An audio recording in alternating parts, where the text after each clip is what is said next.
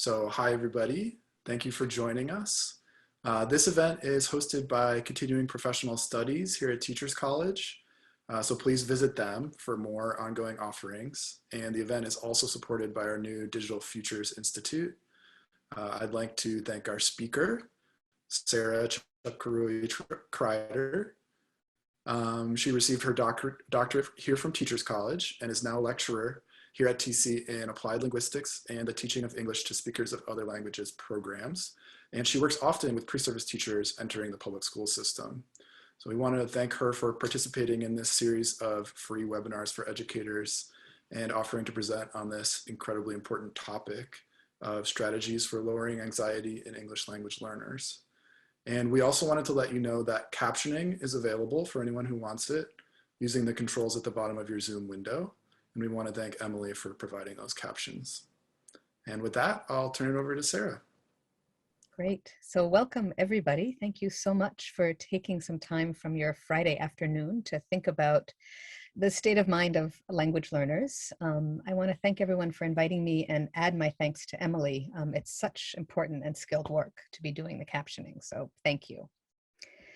So I called this the first step because I think of dealing with anxiety as a first step that we have to pay attention to before we move on to anything else when it comes to learning.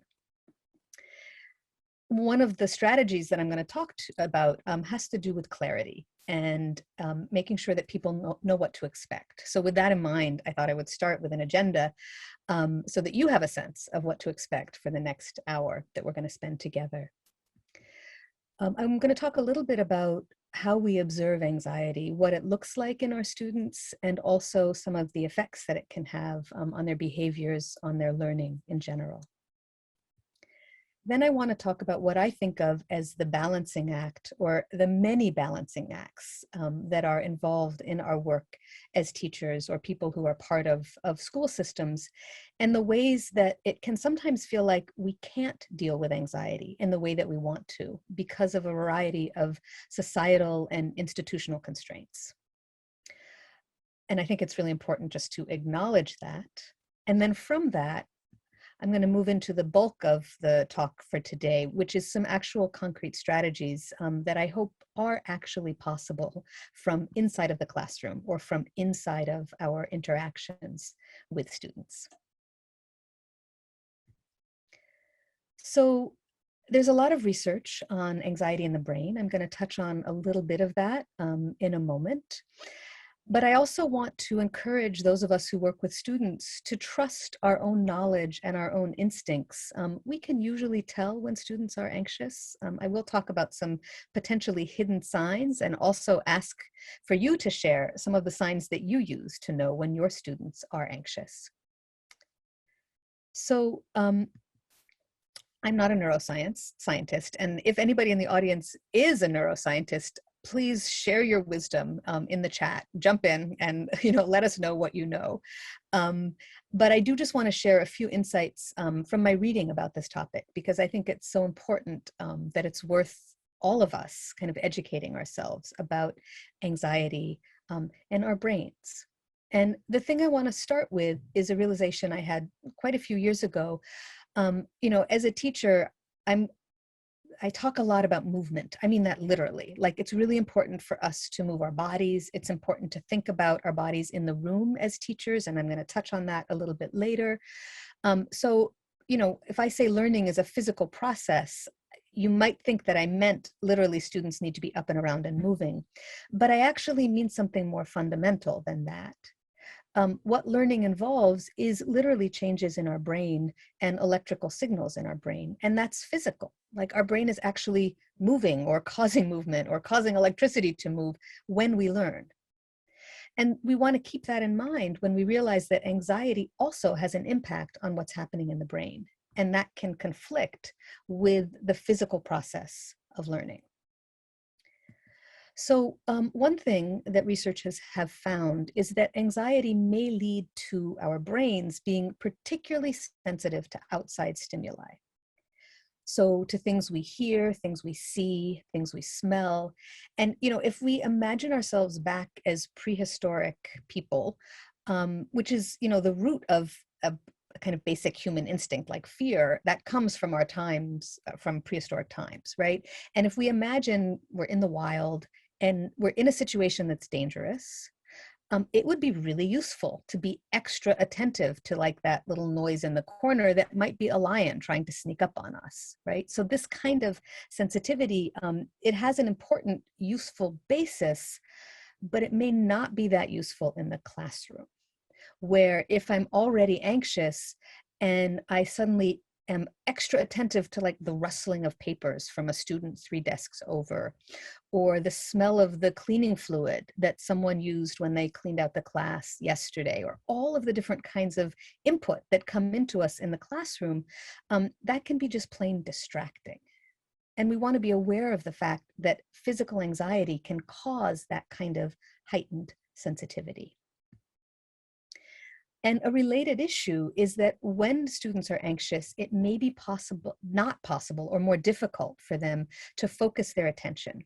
I can relate to this. Like when I'm anxious, someone might say to me, read this reading passage. And I'm like, no, I have to think about whatever I'm anxious about. I can't focus on this reading passage, right? And there may be a literal physical thing going on in our brains that makes it harder for us to shift our attention when we're anxious.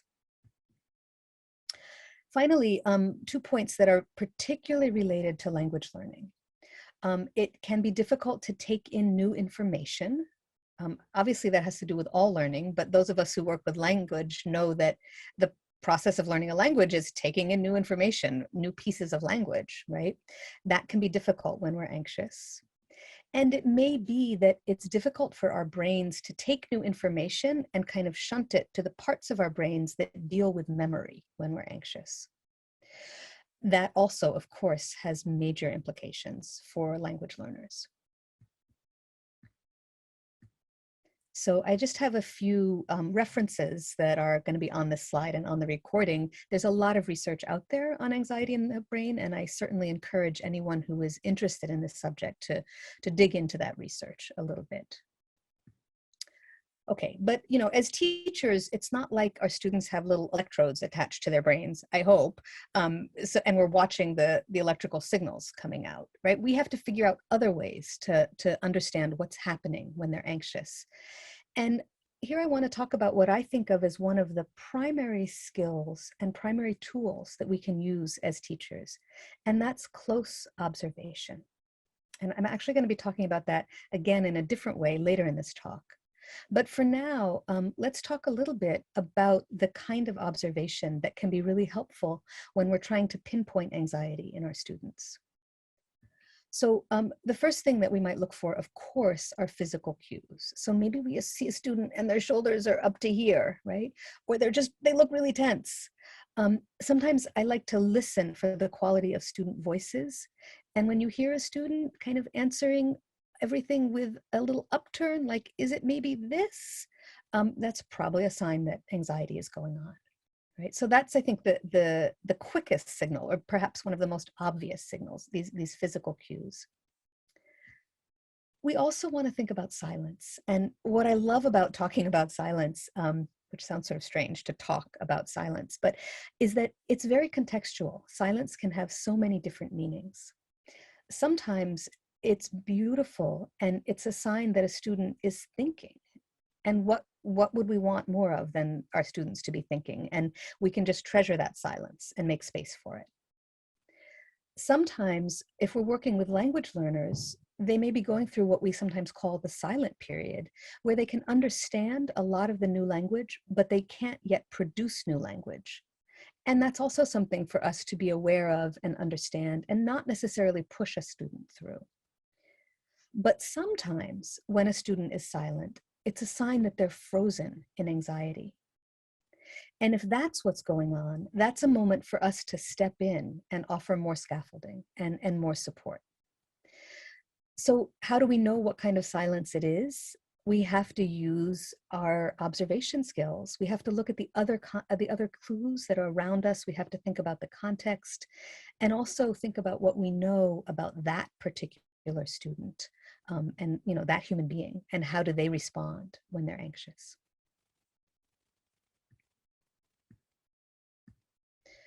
So I'm just going to talk a little bit about a few signs of anxiety that may be less obvious. I'm guessing those of you who are teachers, this is not going to be a surprise for you, but I think it's important that we're all kind of on the same page here. So I just want to run through these.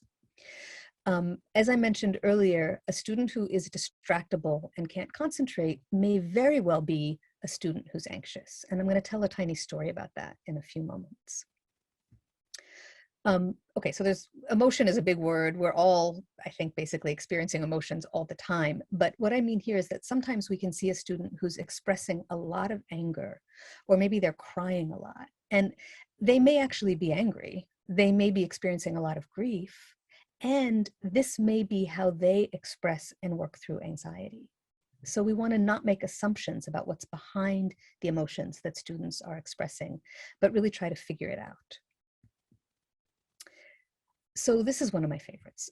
When I hear students say I'm bored, I almost always translate that to I'm uncomfortable. Now, of course, sometimes students just need more interesting work. I mean, that's important. But often when students express boredom, what they're actually talking about is, this just makes me a little nervous. I don't quite know how to do it. And it's in fact a signal of some kind of anxiety.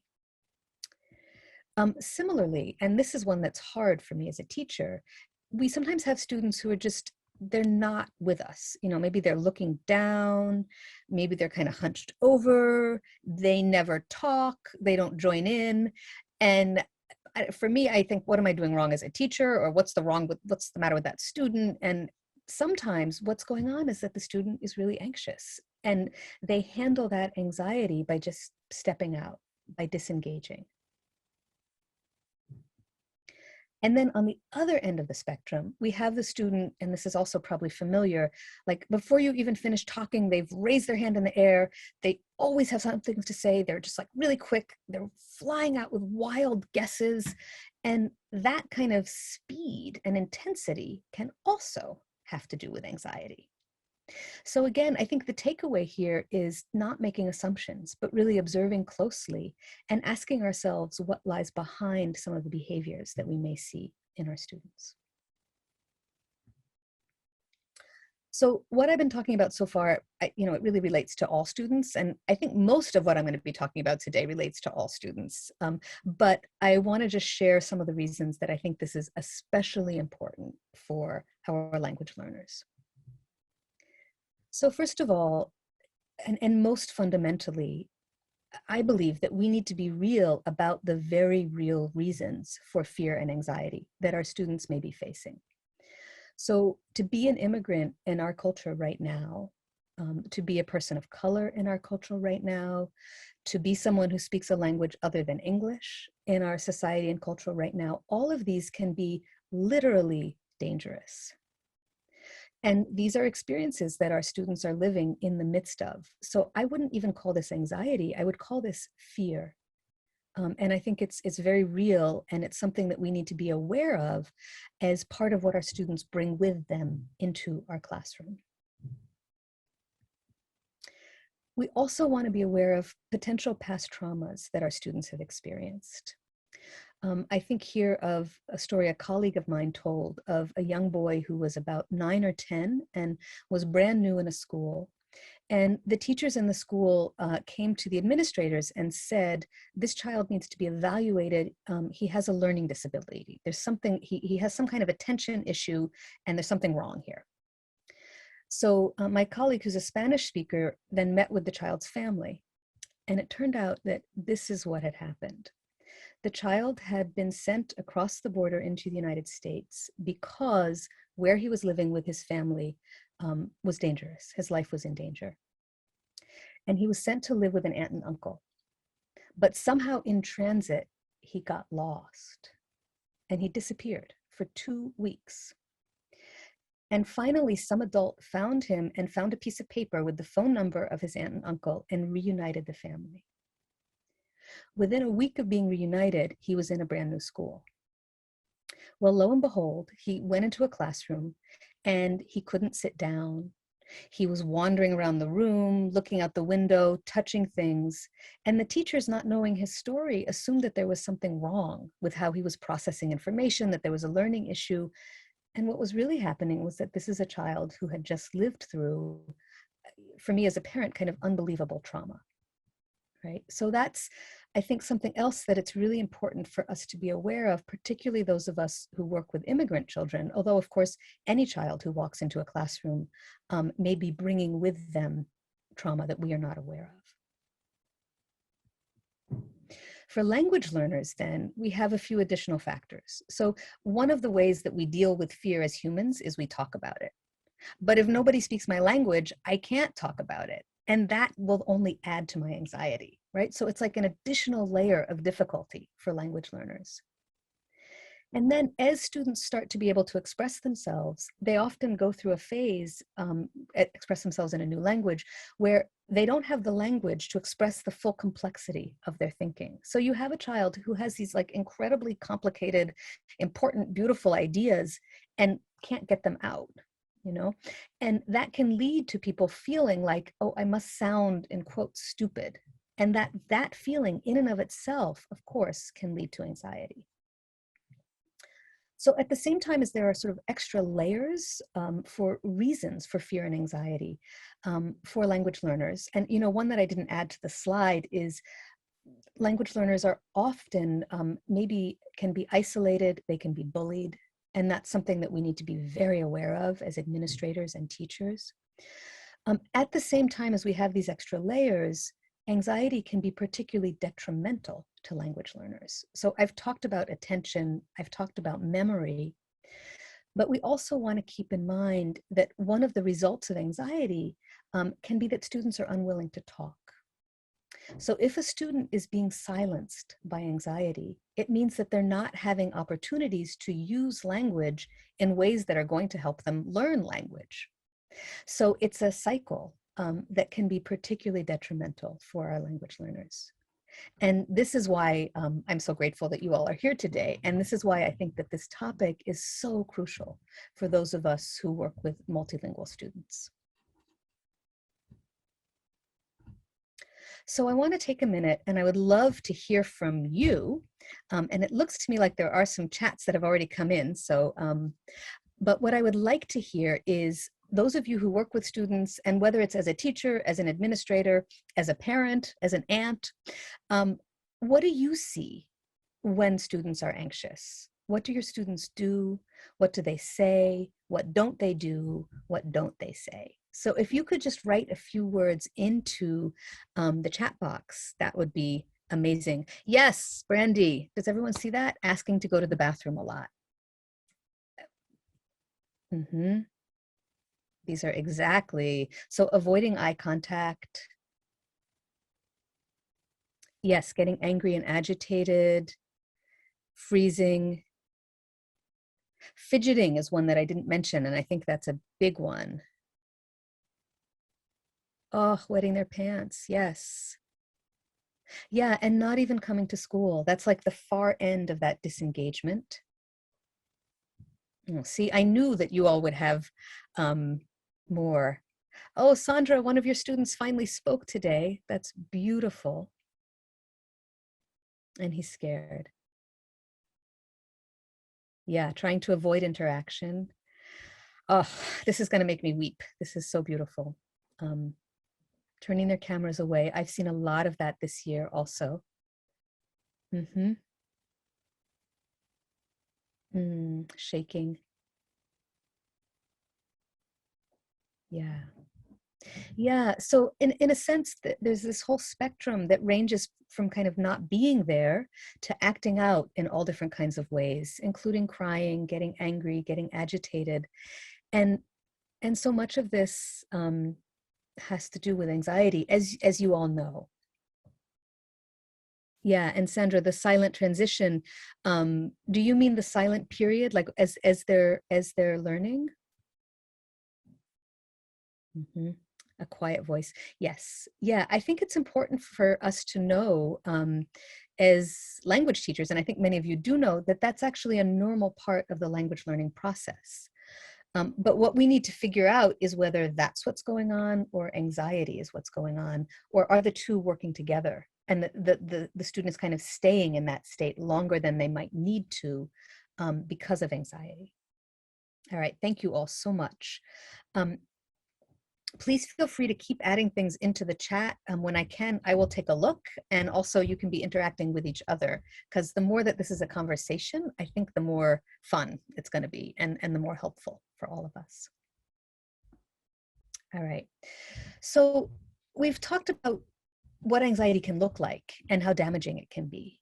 And now I want to move on to, in some ways, the next little tiny portion of this talk is about teacher anxiety or administrator anxiety, because I think of teaching as a whole series of balancing acts. And there are so many situations where we know what we want to do, we know what our students need, and yet we're not able necessarily to provide that. So a colleague of mine calls this the catch-22 of teaching, and I call it the conflicting institutional tasks of teaching. In other words, we have multiple jobs, and sometimes it feels like those jobs are directly in conflict with each other. So I want to start here with what for me is the heart of teaching, and this has been true with every single teacher I've ever worked with, whether they've been teaching for 50 years or they're a brand new pre-service teacher. For most of us, why we teach, the heart of it all has to do with contact, with interaction, with working with human beings, working with students. That's the center. That's what makes teaching amazing. It's why we do it. And that kind of connection is key for working with student anxiety. I mean, we know that as humans, right? It lowers our anxiety to connect with another person. But it's not always possible for us to do that. So sometimes we have time constraints. So maybe I know that what a student most needs is for me to slow down and really go through something step by step, or let them just practice saying a sentence really carefully. But I have to move on to the next lesson, or the period is over and they have to go on to their next class. And what am I going to do?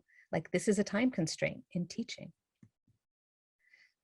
Many times we have lesson plans, and as someone who works with teachers, I'm a big fan of lesson plans, but sometimes we've been told we have to cover certain material. We have to follow a certain track. There's a state mandated plan or a school mandated plan, and that plan doesn't give us the time and space we need to attend to students' emotional needs, to go as slowly and carefully as our language learners may need. So it's in conflict with us kind of dealing with student anxiety in ways that we might want to. And of course, I need to mention standardized tests, because I think we all know standardized tests are anxiety provoking for most of us, but especially for language learners who may be being asked to take a test in a language they barely know, or at least aren't fully comfortable in. And of course, the very act of preparing to take a test, and in many cases, teachers are required to spend so much time doing this, that kind of work can be anxiety provoking. I want to note in particular, working with speed, asking students to be speedy, that is just gonna raise anxiety. And sometimes that's something we have to do when we prepare students for standardized tests. Okay, so here we are. And sometimes I think of these kind of circles that we work in, and there are the bigger, wider circles, the societal circles, the cultural circles, and I assume that because you're here, you are actively fighting for a safer place for our multilingual learners, and I think we all have to do that. Like, that's part of our work as teachers. So that's one circle, right? And then there are the institutional constraints that we might deal with, which I've just been talking about. And then it's like, okay, but here I am, I'm in the classroom with my students. What can I do? What can I do right now? And that's what I'm going to move into talking about for the rest of this talk. Because for me, one of the places that we do actually have power as teachers is inside of our interactions. So we can make choices about the words we use, about the pauses that we take, these tiny little micro choices in our conversations and interactions with our students. And those choices can have a very powerful impact on student anxiety. So I'm going to move into talking about that now. But before I get into specific strategies, I just want to spend one moment talking about the kind of research I do, because that will explain to you why I get so obsessed with like little tiny words and pauses and ums and ohs. So I'm a conversation analyst, which means, just like it sounds, I analyze conversations. So I record people talking. And for me, that means I record teachers and students talking. And I transcribe their talk in like absurd levels of detail, down to the 10th of a second of a pause, every every oh. And I do that because what's super fascinating, at least for me, and hopefully this is going to be interesting to you, is that when we are interacting with somebody, we are actually all being conversation analysts. So every choice that I make in a conversation has an impact on what the other person does. And then that has an impact on what I do. In other words, unconsciously, we are noticing tones of voice, gesture, eye contact, word choice. And if we can make that unconscious noticing conscious, we can make choices as teachers about how we use our talk and our gestures. And those micro choices can have a huge impact on the atmosphere of a classroom. I mean, they can actually have a huge impact on any conversation, but we're talking today about the classroom. Sometimes I use the phrase micro revolution to suggest that these tiny choices have kind of revolutionary power in what happens in the classroom. So I'm just going to take a moment and visit the chat. Okay. And see, I just want to make sure I'm catching everything. So as I move on into the strategy section, please feel free to put your questions in the chat or the Q&A part, and then hopefully we can get to them at the end or as I go. All right. So I want to talk about three basic areas of strategy. The biggest one, and I think often for many people the most radical one, is the first one. I'm going to ask us to question our use of questions and also of praise. Then I want to talk about the importance of clarity, and then what I call basics, which has to do basically with body positioning and how that can radically shift anxiety. All right. So when we think about praise and questions, what I'm about to suggest has to do with stepping out of an atmosphere that I think is very common in most classrooms, where everything that students do is kind of either right or wrong. Now, most teachers don't want that to be the atmosphere because we know that that's not how learning happens. And yet, it still feels like that. It's really hard to shift that feeling, but it's possible. So let's start with looking at praise. So the first thing I want to talk about is what a colleague of mine here at Teachers College, her name is Hanson Waring, what she calls explicit positive assessment, EPA. And this is when we say something like very good or good job, right? So that can feel like, of course I would want to do that because it's going to make the student feel good. And I want them to know that I'm impressed and I want them to feel good about themselves. But some strange things happen when we use terms like this. And some of you may be aware of some of this research, but again, I just want to share it because I think it's so important. One of the things that Waring found out is that when we're in a whole class discussion, if the teacher tells one student that something that they said was very good, the rest of the students seem to put that response or that answer, if it was an answer to a teacher question, on a pedestal, as if that's the only answer. And the rest of the students are much less likely to share their answers or to ask questions. So it kind of just shuts down the conversation. We can also think about what happens to the individual student who we say, you know, very good to or good job to. And part of this comes out of cognitive linguistics, where we know that when I say good, in some part of our brain, we also hear bad, like the opposite comes up. So I say to a student, very good, and it's not like a teacher is ever going to say very bad. I mean, I don't think any of you would say that, right? And students don't expect that. But some part of them wonders, what if it wasn't good? Then what? The other students who hear it think to themselves, well, the teacher didn't say very good to me. Was mine not good? And the next time the student does something, they wonder, why didn't the teacher say very good? Was something wrong? So it sets up a situation where what students do is there to be either praised or not praised. And that kind of atmosphere definitely, it leads to anxiety, basically, for students. Okay, but if we're not going to praise students, what are we going to do? Because we do want them to feel connected. We want them to feel like we care. We want them to feel good about their work.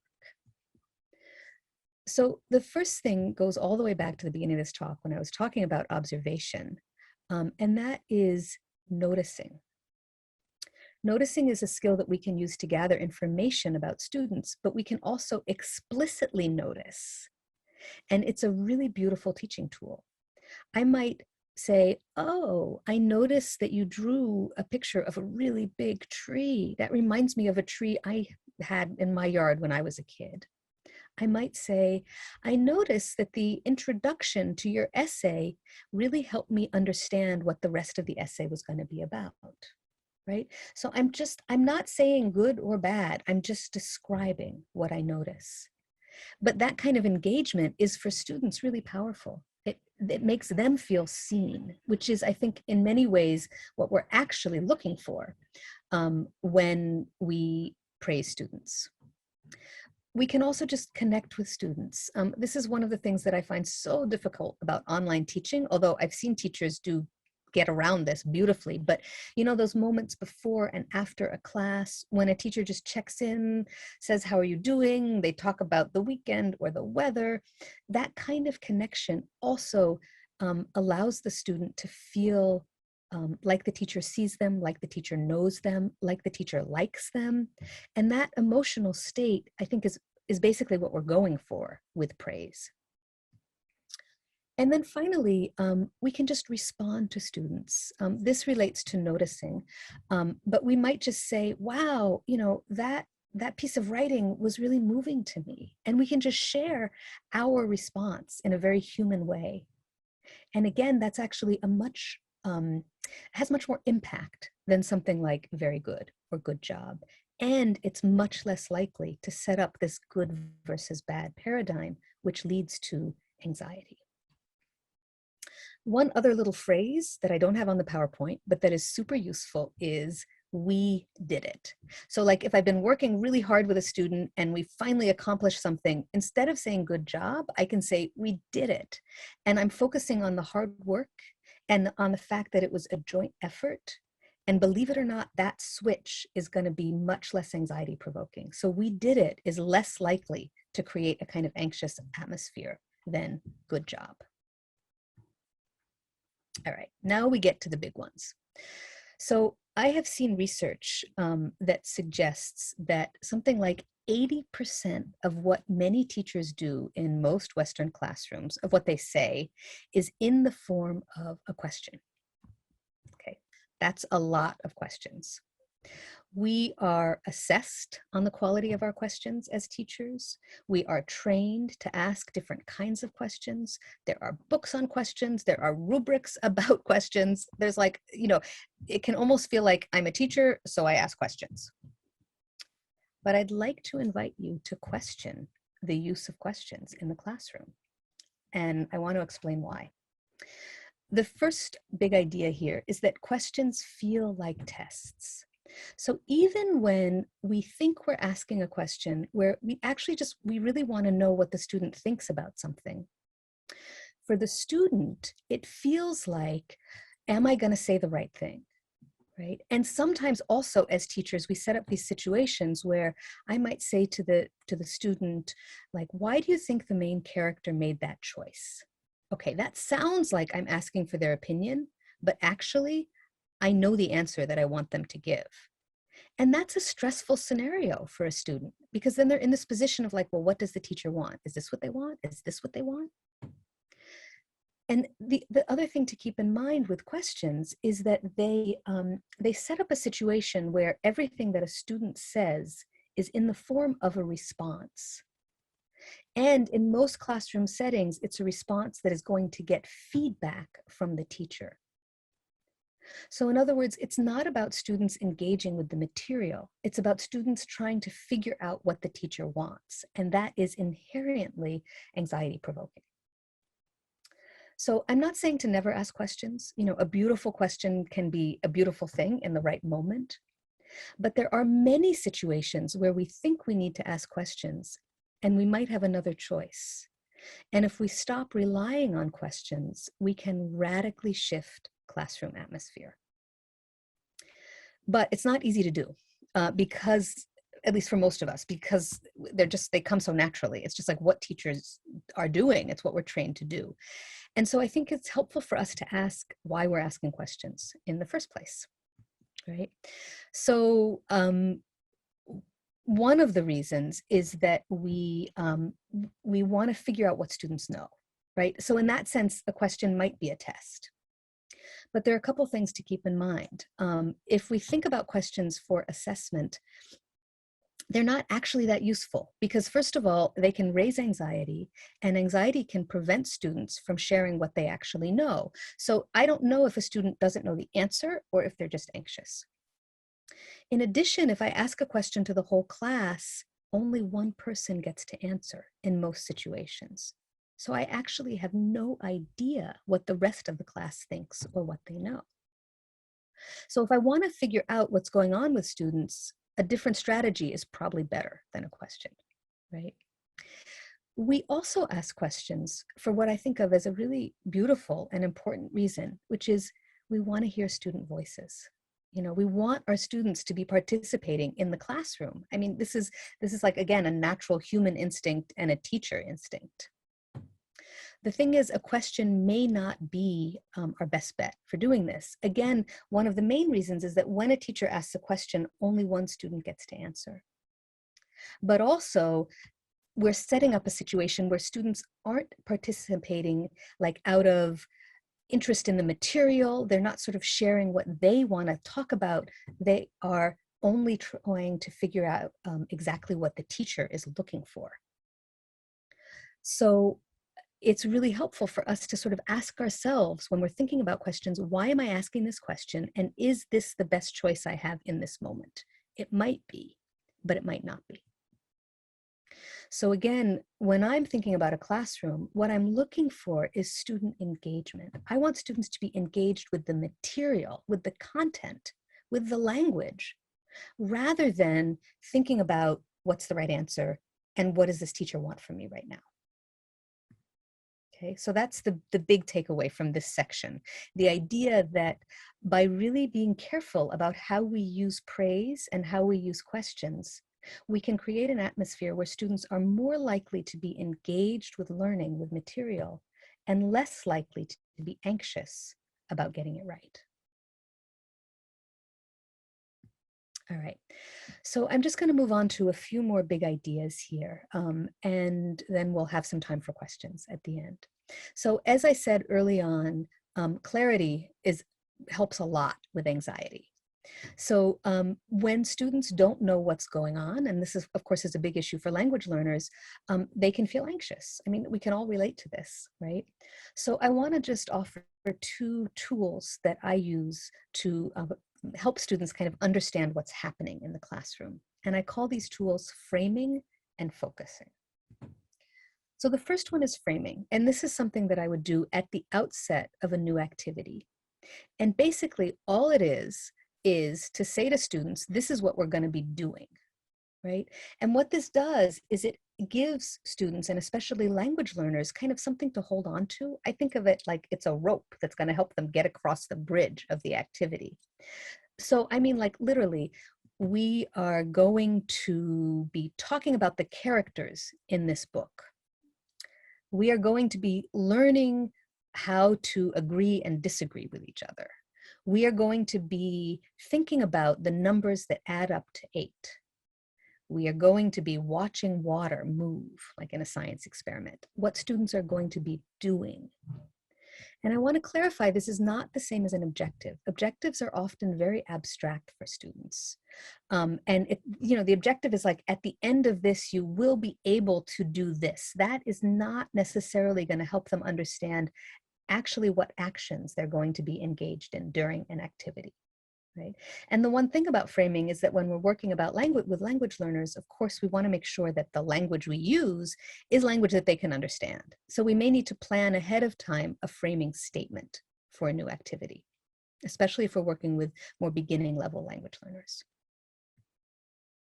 All right.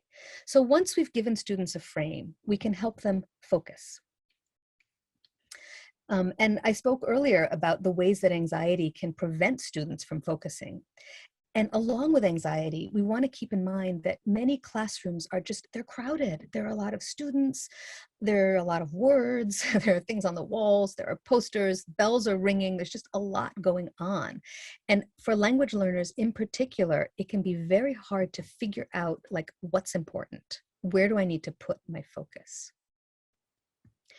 And then in addition, and I'm guessing that many of you are familiar with this feeling, when we're learning a language, it can feel just like this flood, this rushing river of words, and we can't pull out the important words as we're just hearing all of this language coming at us. Well, that feeling is anxiety provoking. So basically with focusing, what we're doing is we're showing students here, this is where you put your attention. This is what matters at this moment right now. And we do that both verbally and also physically. So a first thing is, of course, to think about the key vocabulary in any activity that we're going to be doing, and think about how we can kind of set it off a little bit and make it more salient. Now, I don't mean this kind of, and I'm sure none of you would do this, but you know that teacher voice that's like, today we're going to talk about castles. I mean, I don't know about you, but I would just turn off immediately anyway. But I could say something like, we're going to talk about castles. We're going to look at some pictures of castles. We're going to imagine living in a castle. And we're going to learn about the history of castles. I don't know why I had castles on the brain, but just as an example. So there was just a little bit of emphasis every time I said the word castle and a tiny pause in front of the word that would help a student catch the fact that that's the important word, plus the repetition. Now, in a dream world where we were actually face to face, I would also have a picture and I would be pointing at the picture at the same time as I said the word. And here we want to be very careful to note students watch our gestures, especially language learners. So if I'm talking about one thing and pointing to something else, I'm going to confuse my students. And there's research on this. And some of that is from that same colleague, Hanson Waring, and I can share some of that afterwards. So we need to time our gestures so that they match the words that we use at the exact moment. And that kind of careful timing and careful use of gesture with words helps students zero in on what matters. Of course, that helps learning, but it also lowers anxiety. Right? Because then there's not this feeling of panic, like, what am I supposed to be doing? They can understand where to put their attention. All right. So the final piece that I want to talk about here is what I would call basics. And this really has to do with bodies in the room, right? So the first part of that is, as I said, body positioning. And what I'm about to talk about now is for post-COVID life. So I'm sorry to bring it up, but I say this like with the hope that we can all do this soon together with our students. When we think about working with language learners, it's often small group work or one-on-one work, not always, of course, but sometimes. And when a teacher is working with students, this sounds very minor, but it makes a big difference. The teacher sitting across from the students is a much more hierarchical, anxiety-provoking kind of setup than the teacher sitting next to the students. It's one of the first things I recommend for small group work, for doing things like reading with a student, looking at work together. An ideal setup is teacher and student next to each other, and both of them focused on a piece of material, a book, a math manipulative, a piece of paper, whatever it is. Believe it or not, that small change really does lower student anxiety. It gives the feeling of we're in this together, right? And that's really important and helpful for students. the next one may feel obvious, but it's important to say we can choose whether we're standing or sitting. Sometimes as teachers, we need to stand up. We need to gather everyone's attention. We need to use our big teacher voices. That's great. Sometimes we really want to encourage conversation and kind of a more relaxed atmosphere, and we may choose to just sit down. And when we're on the same height as our students, we're going to lower student anxiety. Finally, I just want to notice, and this goes back to that question of student engagement. When the teacher is standing in the front of the room, and also when there's a PowerPoint, students are going to be focusing on the teacher and or on the PowerPoint. And sometimes that's what we want. Sometimes that's important. But sometimes that leads to that kind of feeling of like, what does the teacher want? You know, everything kind of goes through the teacher. And maybe what we want is for our students to be focusing on their work or their conversations with other students. So we may choose not to be standing in the front of the room, but to be moving around from student to student. And that's an important conscious choice that we can make. And then finally, we can use group work. I assume that many of you already use a lot of group work. And I just want to kind of run through how group work relates to lowering anxiety. So first, and I think most obviously, the stakes are lower when we're talking in a small group. So students are more likely to engage. Maybe it also feels easier to talk to peers than to the teacher. Not always. I mean, that's something we need to be aware of. But in general, it's easier to talk to fewer people than it is to the whole class. That said, if we're doing group work, it's so important that we plan it really carefully.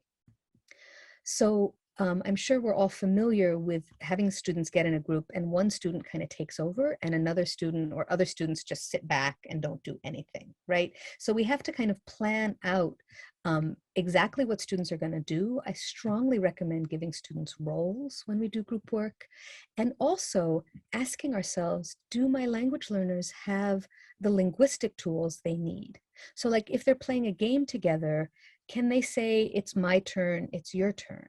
If they're having a discussion, can they say, I disagree with you? Or yes, me too, I think that too. That kind of group work language is a really important tool to give students. And it's a tool that can increase their sense of agency and lower their anxiety. Finally, if you take one thing away, I hope you take away the idea of pair work. And again, I'm guessing that most of you do this, but I just want to talk about why it's so important in terms of anxiety.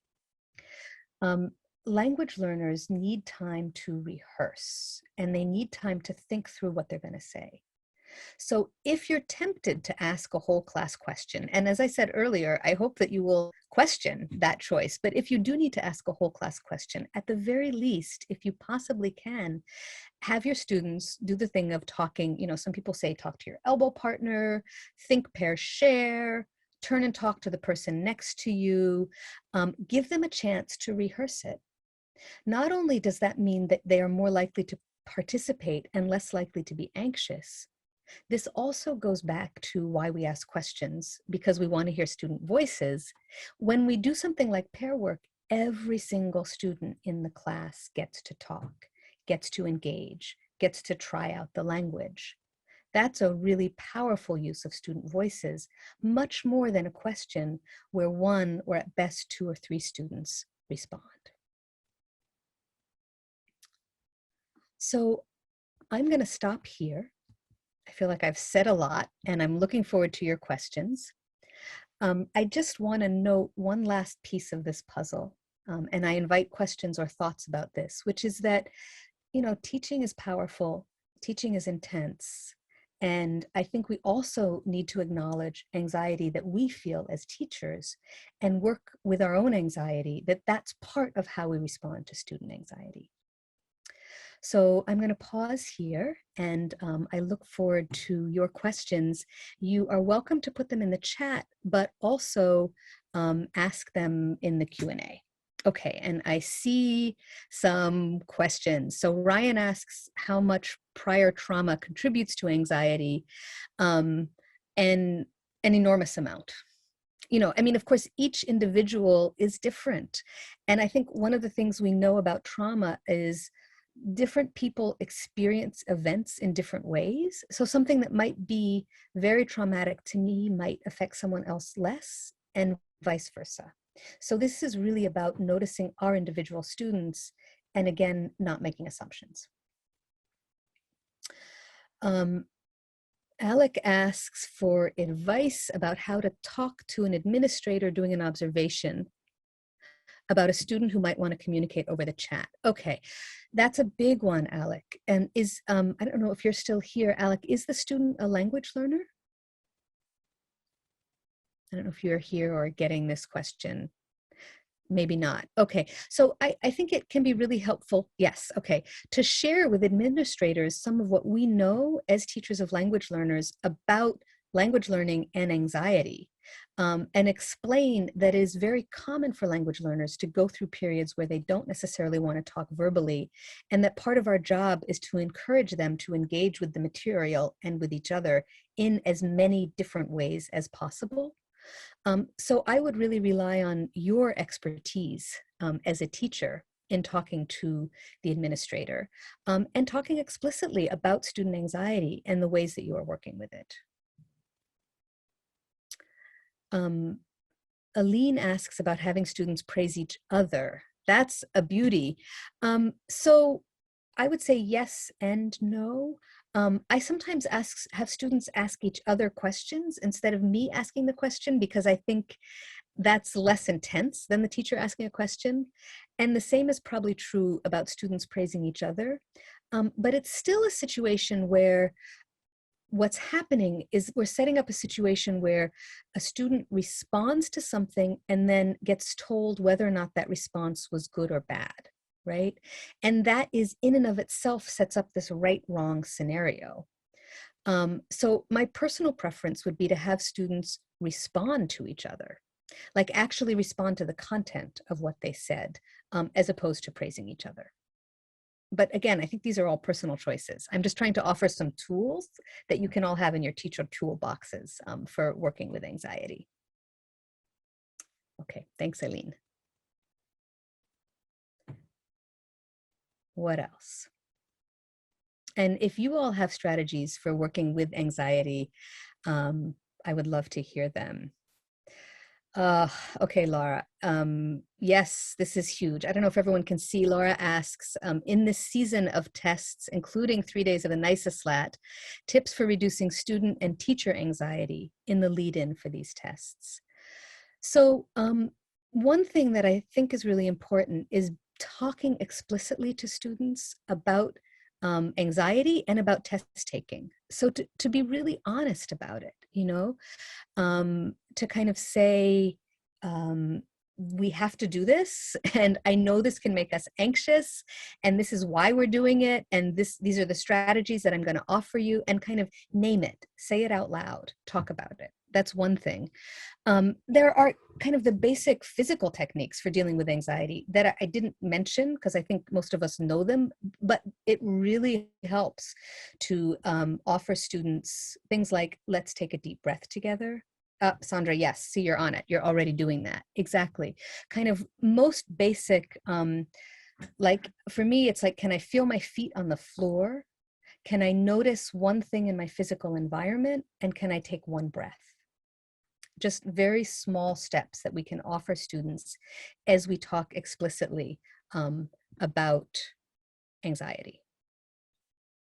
Linda, yes. So Linda's saying, I don't know if everyone can see this, explaining that the tests don't cause you to fail. So again, that's part of being explicit about them, you know, really talking about why they're there. And of course, what the experience is going to be like. All right. I think, no, we have a few more minutes, so I'd love to hear any other questions and also any other strategies that you have for working with either your anxiety or your students' anxiety. Manisha, that's huge, making sure they feel safe. And I think, I'm glad you said that. That's kind of underneath a lot of what I am suggesting today, is I'm hoping to offer some concrete strategies for that feeling.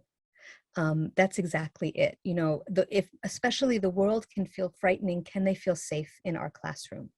You know, So thank you. I think that's a really beautiful addition to this conversation.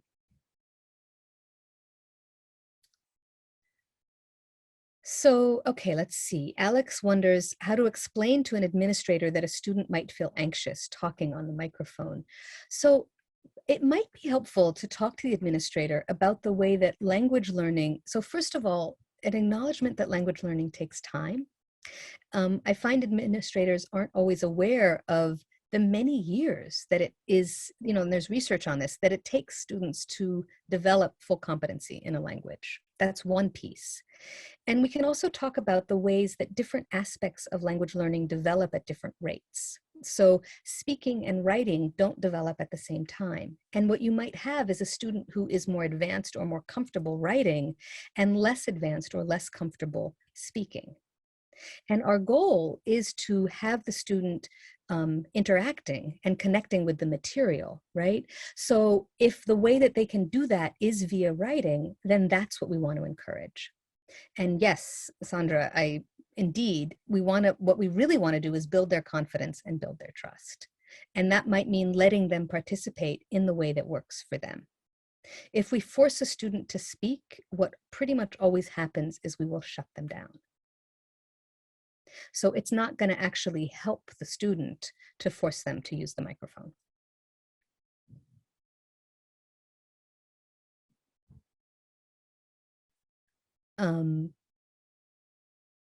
Laura, I love this. So Laura says, in a small group, people say hi around the Zoom room, right? So like I say hi to Laura, Laura says hi to Sandra says hi to Ryan. And in fact, that is a beautiful language learning strategy because you can have students say all different kinds of things, right? They can talk about what they did over the weekend and practice their past tense. They can give each other suggestions. That kind of moving in a circle is just a gorgeous way to practice language in a way that's often less anxiety provoking than when it's all for the teacher in the center. So thank you so much for sharing that.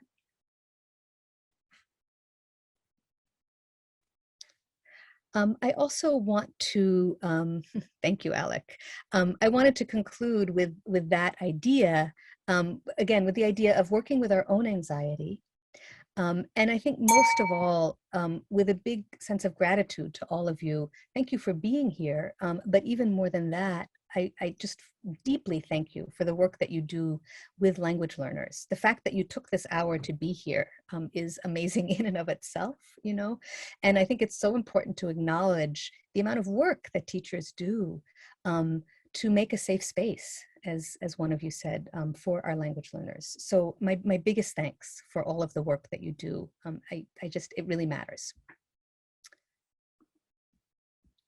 And great.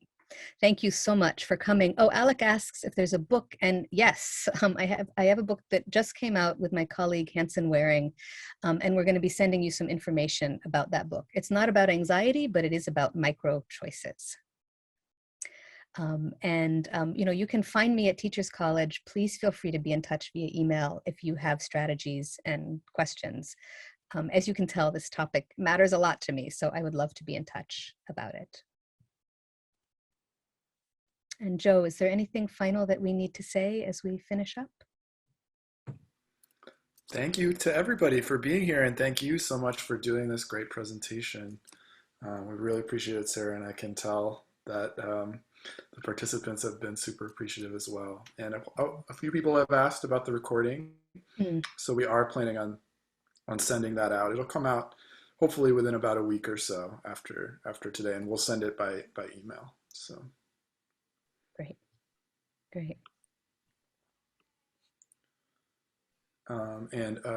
If you do want, there's no specific certificate for attendance, but if you want proof of attendance, you can email Amy from Continuing Professional Studies at the email that sent out the Zoom webinar. So thank you, everybody, and thank you, Sarah. Thank you all so much, and above all, thank you for the work that you do. And thanks, Joe, so much. Of course. Bye, everybody. Bye-bye.